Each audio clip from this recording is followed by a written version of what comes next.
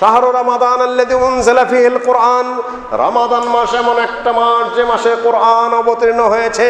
এই মাসে যারা কোরআন তেলাওয়াত জানেন না, বয়স হয়ে গেছে, কোরআন শিখেন নাই, এই মাসে আপনি কোরআন তেলাওয়াত কিভাবে করবেন শিক্ষা শুরু করুন।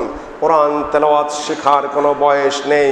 আল্লাহর নবী বলেছেন যারা কোরআন তেলাওয়াত শিখেনি, শিখতে যদি তারা তুত করে, ভালোভাবে উচ্চারণ হয় না, ফালাহু আজরান, তার জন্য ডবল আজরা রয়েছে।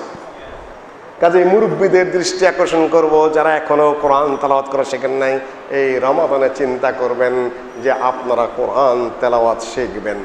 নাম্বার 2, যারা কোরআন তেলাওয়াত জানেন, এই মাসে চিন্তা করবেন এক খতম তো দিবেনই, 2 খতম 3 খতম পর্যন্ত যেন দিতে পারেন। এইটা এখন থেকেই আপনি জাজম করবেন। আল্লাহ নবী বলেছেন কোরআন হলো ছেড়ে দেওয়া উটের মতো, তুমি যদি তাকে আটকায় ধরে আটকে থাকবে, ছেড়ে দিলে হারিয়ে যাবে। কোরআন তেলাওয়াত হারিয়ে যায়, আমরা শুনলেই বুঝতে পারি এই লোক হাফেজ হতে পারে কিন্তু কোরআন তেলাওয়াত করে না, কেন মুখের জড়তা বোঝা যায়। যারা স্বাভাবিক সবসময় কোরআন তেলাওয়াত করে তাদের তেলাওয়াতের স্টাইল আর যে তেলাওয়াত করে না তার স্টাইলের মধ্যে অনেক পার্থক্য আছে। দেখবেন যে কয়েকদিন পরে কোরআন জড়িয়ে আসতেছে, সুন্দর করে তেলাওয়াত হচ্ছে না, গতি হারিয়ে ফেলেছে, কোরআন তেলাওয়াতের স্রোত হারিয়ে ফেলেছে, এটা হারিয়ে যায়। কাজেই যারা তেলাওয়াত শিখেছেন গতি ঠিক রাখতে হবে, রমাদানের মধ্যে তেলাওয়াতের গতিটাকে আবার ফিরিয়ে আনতে হবে। এটা আপনার হবে বিশেষ একটা প্রস্তুতি, আপনার এটা নিতে হবে। যারা জানেন তারা একটা সময় বের করে নেবেন তাফসির পড়ার জন্য। তাফসির ইবনে কাসির অনেকের ঘরে আছে, আপনি চিন্তা করবেন যে এই মাসে ইনশাআল্লাহ আল্লাহ যদি তৌফিক দেন কোরআনের 1টা পারা কি 2টা পারার তাফসির ইনশাআল্লাহ আমি পড়ে নেব। এটা আপনারা চিন্তা করবেন। কতগুলা বিষয় আছে প্রস্তুতির। প্রথম বলেছি গুনাহ মাফ করে নিতে হবে আল্লাহর কাছে, কোরআন তেলাওয়াতের জন্য আপনার প্রস্তুতি নিতে হবে, তাফসির পড়ার জন্য প্রস্তুতি নিতে হবে। হাদিসের কিতাব যদি ঘরে থাকে আপনি চিন্তা করবেন এবারকে ইনশাআল্লাহ 2টা জিনিস আমি পড়ব, কিতাবুজ যাকাত এবং কিতাবুস সাওম, যাকাতের অধ্যায়টা আর সাওমের উপরে মিশকাতের যে হাদিস কয়টা আছে ওই কয়টা হাদিস আমি একটু পড়ে নেব। এই মাসের আরো প্রস্তুতি হলো আপনার যাকাত। কানা রাসূলুল্লাহ সাল্লাল্লাহু আলাইহি ওয়াসাল্লাম, এখন থেকে আপনার সিদ্ধান্ত নিতে হবে, নাহলে পারবেন না। কানা রাসূলুল্লাহ সাল্লাল্লাহু আলাইহি ওয়াসাল্লাম আজওয়াদান নাস বিল খাইর, নবী সাল্লাল্লাহু আলাইহি ওয়াসাল্লাম সবচেয়ে বেশি দানশীল মানুষ ছিলেন।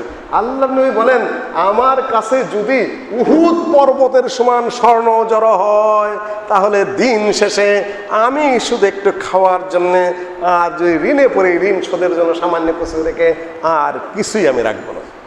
মা আয়েশা রাদিয়াল্লাহু তাআলা আনহার কাছে মুআবিয়া রাদিয়াল্লাহু তাআলা আনহু তখন খলিফাতুল মুসলিমিন ৮০,০০০ দিরহাম পাঠিয়ে দিয়েছেন। উম্মে দুর বোধ হয় তার বাড়ির যে খেদমত করতেন মেয়েটার নাম, উনি বলে দিয়ে আসো, দান করতে থাকো, দান করতে থাকো। ৮০,০০০ দিরহাম খলিফাতুল মুসলিমিন পাঠিয়েছেন আল্লাহ নবীর স্ত্রীদের সম্মানার্থে। আলেমদের সম্মান করতে হয়, আল্লাহ নবীদের স্ত্রীদের সম্মানার্থে কিভাবে তারা খলিফাতুল মুসলিমিন দৃষ্টি দেখেছেন। মুআবিয়া রাদিয়াল্লাহু তাআলা আনহু ৮০,০০০ দিরহাম পাঠিয়ে দিয়েছেন রৌপ্য মুদ্রা। উনি উম্মদেরকে সারাদিনে তুমি দান করে শেষ করে দাও। দান করে শেষ করে দিয়ে খালি হাতে সন্ধ্যায় বললেন যে আম্মা জান আপনার এখানে তো আমি কাজ করি, আপনিও সিয়াম পালন করছেন, আমিও রোজা রেখেছি, ইফতার জন্য অনেক দিন গোস্ত খাই না, 1টা দিরহাম দিয়ে একটু গোস্ত আনলে হতো না, আজকে টাকা পয়সা তো ছিল। ও আমি তো ভুলে গেছিলাম, তুমি আগে খেয়াল করে দাও না কেন, তাহলে 1টা দিরহাম বাঁচায় এখান থেকে একটু গোস্ত কেনার ব্যবস্থা করতাম। আল্লাহর বান্দা বান্দি যারা, টাকা পয়সা তাদের কাছে কিছুই না, সিয়াম পালন করেছি, পানি দিয়ে ইফতার করবো, এই দিরহাম দিয়ে গোস্ত আনলে কি না আনলে কি, তোমার খাইতে ইচ্ছা করছে আগে বলতা। ৮০,০০০ দিরহাম দিয়ে 1টা দিরহাম দিয়ে একটু গোস্ত আনতাম। জীবনটা তাদের কেমন, তাদের জীবনটা কেমন আর আমাদের জীবনটা কেমন, ইফতারের সময় আমাদের প্রস্তুতি কেমন। একটা হলো তাদের প্রস্তুতি, একটা হলো আমাদের প্রস্তুতি। পেঁয়াজু লাগবে, বেগুনি লাগবে, ছোলা লাগবে, তারপরে আরো যত তৈলাক্ত পদার্থ দিয়ে ভাজা জিনিসগুলো লাগবে। আল্লাহ নবী বলেছেন সবচেয়ে উত্তম ইফতার হলো খেজুর। ডাক্তারি শাস্ত্র পড়েন, পত্রিকা পত্রিকা পড়েন, স্বাস্থ্যের বিধিবিধান পড়েন, পৃথিবীর সকলেই বলেছে ইফতারের সময় সবচেয়ে ভালো খাদ্য হলো খেজুর। খেজুরের মধ্যে রয়েছে বহুত ভিটামিন, খেজুরের মধ্যে আঁশ জাতীয় পদার্থ রয়েছে, খেজুর সহজ পাচ্য, খেজুর খেয়ে আপনি ইফতার করেন। আল্লাহ নবী বলে খেজুর দিয়ে ইফতার করো। আল্লাহ নবী রুতব ভিজা একেবারে তাজা খেজুর, যেটা একটু ভিজা ভিজা নরম খেজুর দিয়ে ইফতার করতে বলেছেন, করেছেন। না হলে শুকনা খেজুর, না পাইলে একটু দুধ, দুধ না পাইলে পানি। আমরা যেগুলো ইফতারের মধ্যে খাই এগুলা ইফতারের জন্য কুখাদ্য, হালাল খাদ্য কিন্তু কুখাদ্য। যত গ্যাস্ট্রিক, যত আলচা, যত পেটের সমস্যা, এই তৈলাক্ত খাদ্য, তৈলাক্ত খাদ্যের কথা, ভাজা পড়ার কথা আল্লাহ নবী বলেন নাই। আল্লাহ নবী বলেছেন কি, খেজুর পানি, পেট ভরে খেজুর খান। যদি সামর্থ্য থাকে দেখবেন পেটটা কত ভালো থাকে, একবার পেটটা পরিষ্কার হয়ে যাবে, সুন্দর থাকবেন, ভালো থাকবেন। এই তো হলো প্রস্তুতি। প্রস্তুতি এক শ্রেণীর ব্যবসায়ী, দুর্নীতিবাজ ব্যবসায়ী। দুর্নীতিবাজ ব্যবসায়ীরা এই মাসে দাম বাড়িয়ে দেয়। সরকার বারবার ঘোষণা করছে ব্যবস্থা নেওয়া হবে, ব্যবস্থা নেওয়া, কেউ দাম বাড়াবেন না, কেউ দাম বাড়াবেন না। কার খবর কে রাখে? ইতিমধ্যে দাম বাড়িয়ে দিয়েছেন সবাই। খ্রিস্টানরা তাদের খ্রিস্টমাস ডে উপলক্ষে তাদের দাম কমায়, পশ্চিমবঙ্গে পূজা উপলক্ষে তাদের দাম কমায়, আর মুসলিম এক শ্রেণীর ব্যবসায়ীরা নাউজুবিল্লাহ মিন যালিক এই মাসে দাম বাড়ায়। এই মাসে ভেজাল দেয় খাদ্যে। চানা যদি একসাথে কয়েকজন খাইতে বসেন, কারো না কারো মুখের মধ্যে পাথরের টুকরা একটা পড়বেই, কুটুস করে বাজবে। পাথরের টুকরা ওখানে আসমান থেকে আসলো। 40 কেজির মধ্যে কমপক্ষে 2-1 কেজি পাথর ওনারা ঢুকিয়েছেন। মাখন খাবেন পিতায় ভরা, লবণে ভরা। তার মানে 1 কেজির মধ্যে একটু বেশি করে লবণ ঢুকাই দিছে কোম্পানির পক্ষ থেকে।